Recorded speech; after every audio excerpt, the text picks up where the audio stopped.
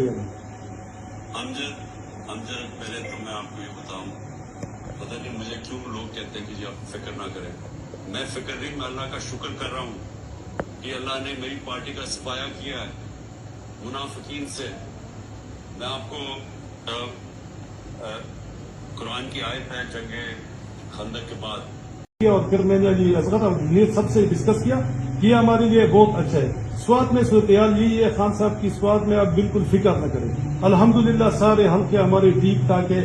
یہ 2 بندوں کے علاوہ ہمارا سارے تقریباً اپنی جگہ پہ ہے، سارے ٹھیک ٹھاک ہے. تنظیمی امور ہماری بالکل ٹھیک جا رہی ہے. اور میں تقریباً چونکہ مجھے جیل میں تھا تو مجھے نائب صدر بنا دیا گیا تھا کے پی کا، تو اس وجہ سے میں اپنی رسپانسبلٹی سمجھتے ہوئے میں نے ساری تنظیمی امور پوری ملکنڈ ڈویژن میں سب کے ساتھ رابطے میں ہوں. اور انشاءاللہ جو یہ آج ہوا ہے یہ انشاءاللہ ہمارے لیے بہتر ہے. شکریہ.